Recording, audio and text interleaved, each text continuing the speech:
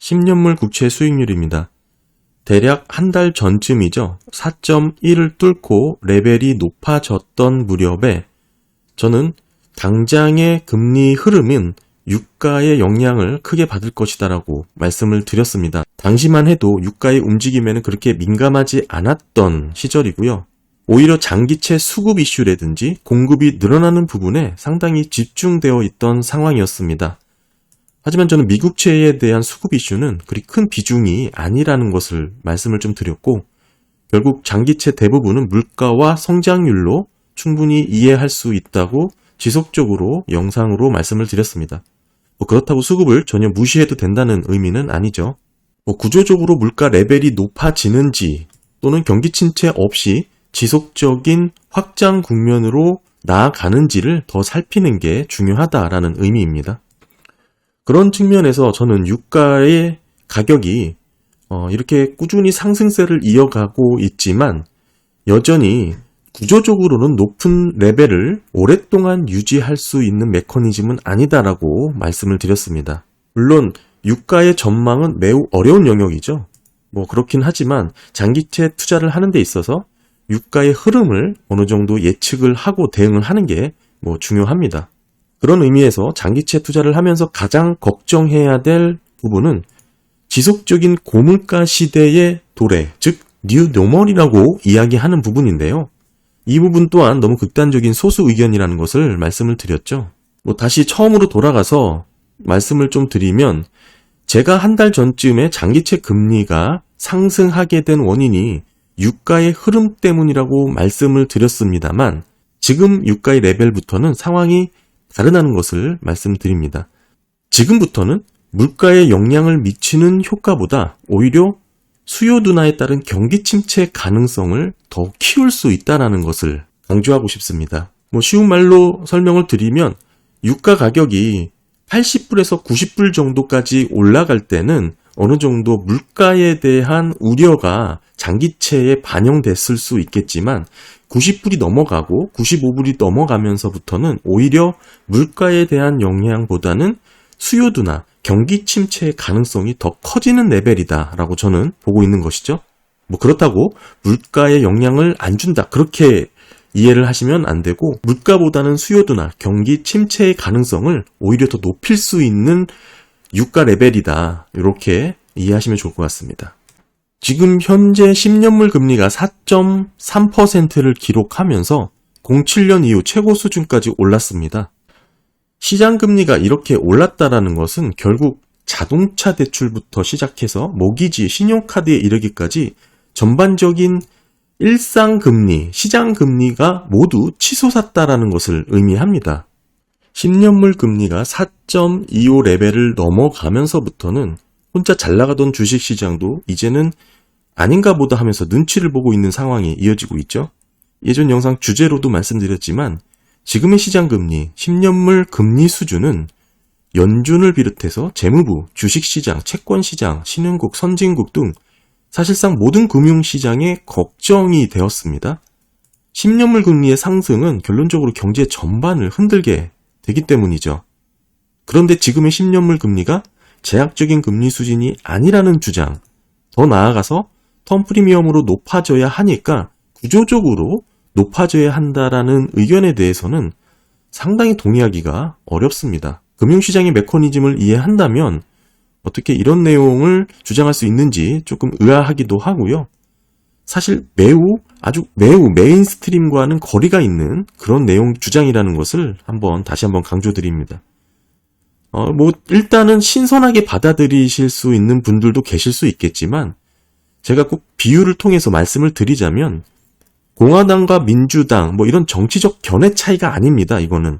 한마디로, 무정부주의자들이 선거에 출마한 느낌 같은 게 있어요. 그들이 선거에 당선될 일이 희박하겠죠. 그만큼 지금 장기금리가 구조적으로 높아진다는 것은 현실 세계에서는 일어나기 힘든, 가능성이 너무 낮은 극단적인 주장이라는 것을 다시 한번 말씀드립니다. 어제는 주택 착공, 건축 허가 건수가 발표가 되었습니다. 사실 어제 지표에 영향을 준 건 모기지 금리가 있었죠. 지금의 30년 모기지 금리가 7.3%대인데요. 10년물 금리가 4.3%에서 나타난 결국에는 시장 메커니즘입니다. 시장 금리가 4.3이 되니까 지금 모기지가 7.3이 된 것이고요.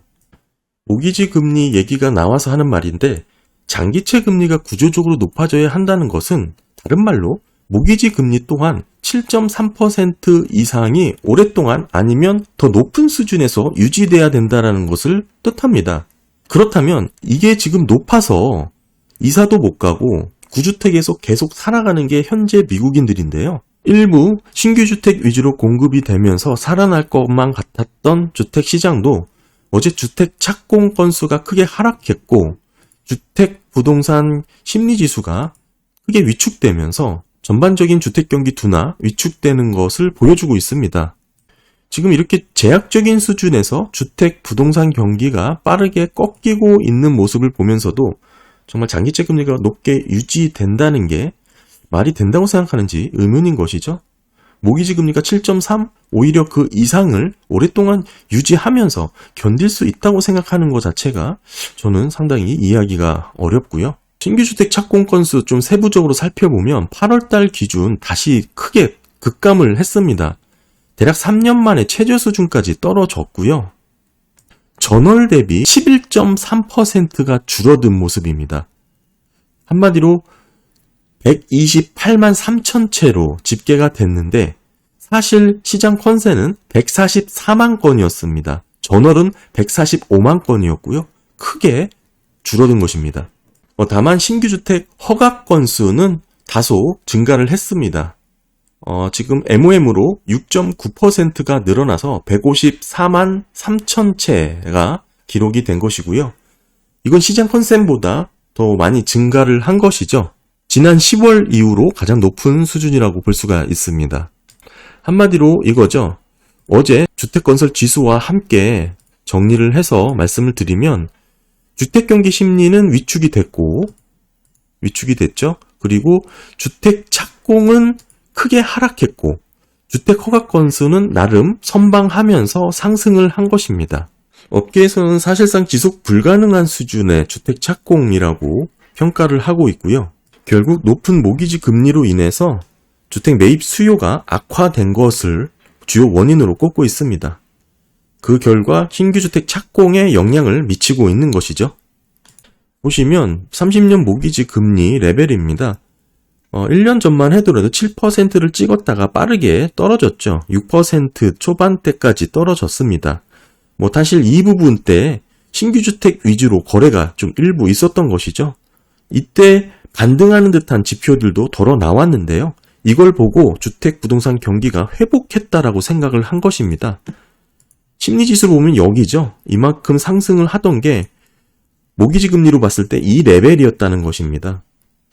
그러다 7%를 넘어서면서부터 다시 꺾이는 모습이 나왔고 이게 주택 허가 건수는 증가를 했지만 주택 착공 건수는 크게 떨어지는 것으로 이렇게 집계가 된 것입니다.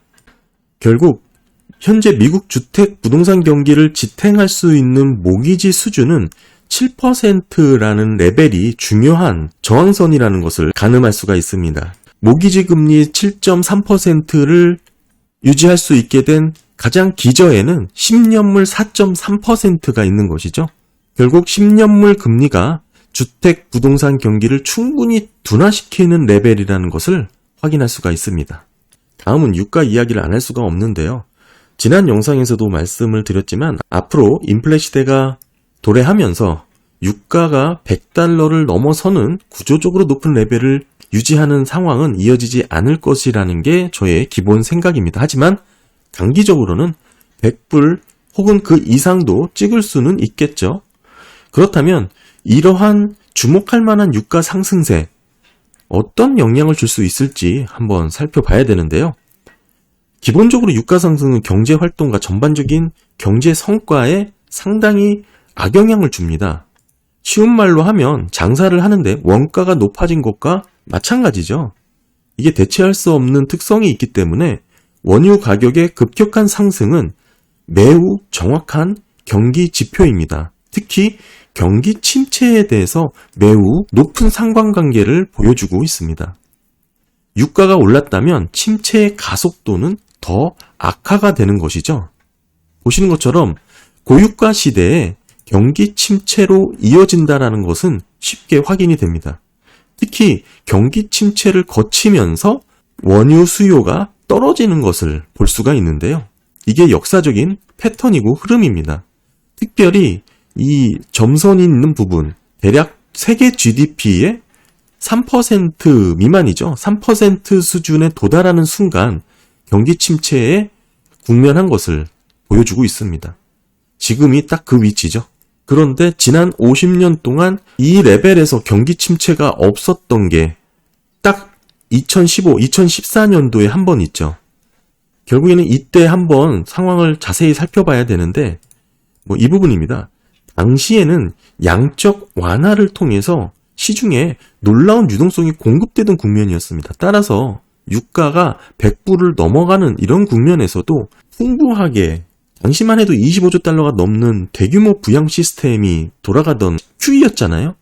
이래서 경기 침체를 면할 수가 있었던 것입니다. 지금 미국의 경기 침체 이야기 하시는 분들이 없죠. 소프트 랜딩이다, 아니면 침체 위험이 사라졌다, 이런 식의 전망이 많아졌는데, 그렇다면 결국 다시 유가 상승이라는 부메랑이 돌아온 형국입니다. 이게 다만 이건 작년의 물가 상승으로 이뤄졌던 리스크가 아니고요.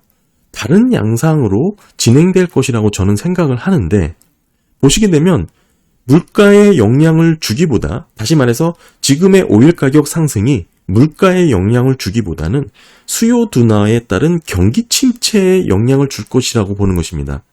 예전 100달러가 넘어갔던 시절에는 기준금리가 낮았던 시절이에요. 이에 물가에 영향을 더 많이 줬지만 지금은 다르죠. 이미 높은 금리가 유지가 되고 있기 때문에 이런 상황에서의 유가의 급등은 수요 둔화, 경기 침체 가능성에 더 무게를 둬야 된다고 생각을 합니다. 그렇다고 물가에 영향을 안 준다, 그런 뜻은 아니고요.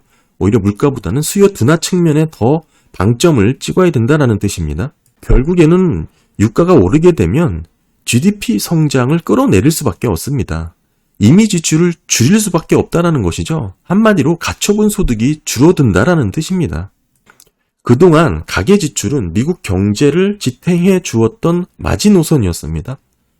결국에는 이 성장이 둔화될 것이라는 것, 오일 가격의 상승으로 결국 개인 소비 지출이 떨어진다는 것이죠.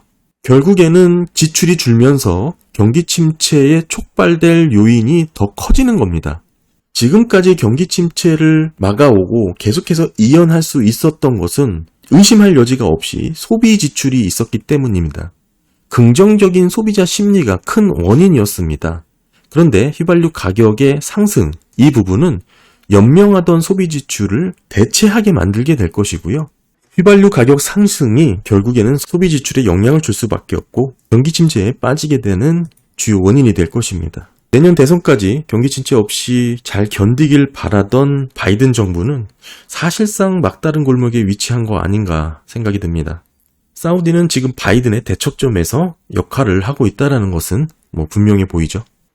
예전에도 말씀드렸지만 내년 대선 전국이 있기 때문에 불가피하게 경기 침체가 없을 것이다라는 그런 의견이 많았습니다만, 저는 여전히 그것도 상당히 일리가 있습니다. 하지만 반드시 바이든이 유리할 것이라는 생각은 조금 달리 해봐야 된다, 저는 그런 생각이 있었거든요. 바이든이든 공화당이든 어찌됐든 아직 금융 환경은 딱히 누구의 편을 지금 현재 들고 있진 않습니다. 본격적인 대선 전국이 펼쳐지면서부터는 가늠을 잡아갈 것이라고 보고요. 바이든이 유리하지 않다면 경기 침체의 가능성은 더 높아지겠죠. 네, 감사합니다.